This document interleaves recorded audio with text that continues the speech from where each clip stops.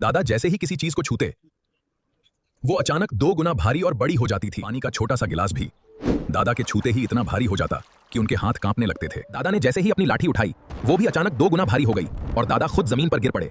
अब गांव वाले दादा का मजाक उड़ाने लगे थे। सबको लगता था कि बुढ़ापे ने उन्हें कमजोर बना दिया है। सेठ ने भी दादा को खेत से निकाल दिया। बोला, अब तुम मेरे किसी काम के नहीं रहे। सबसे ज्यादा दर्द तब हुआ जब अपने ही बेटे ने कह दिया, पापा अब आप हमारे लिए बोझ बन गए हो। जिन पोतों को दादा ने कभी गोद में खिलाया था आज वही उनसे डरकर दूर भागने लगे। पूरा गांव दादा का मजाक उड़ाने लगा और दादा बस चुपचाप सब सहते रहे।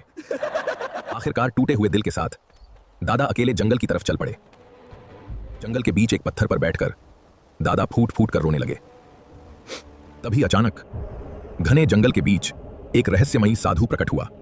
साधु मुस्कुराया और बोला, तू बोझ नहीं उठाता दादा, तू लोगों का दर्द उठाता है। साधु ने दादा का हाथ थामा और कहा, जितना भारी बोझ होगा उतना बड़ा तेरा वरदान होगा। इतना कहकर साधु धीरे धीरे हवा में गायब हो गया। दादा ने डरते डरते जमीन से एक पत्थर उठाया और अगले ही पल वो चमचमाता हीरा बन गया। फिर दादा ने एक सूखी लकड़ी उठाई और देखते ही देखते वो चमकते सोने में बदल गई। दादा ने एक टूटा हुआ बर्तन उठाया और वो पल भर में चमचमाता नया बर्तन बन गया। नई उम्मीद और अनोखी शक्ति के साथ दादा जंगल से वापस अपने गांव लौट आए।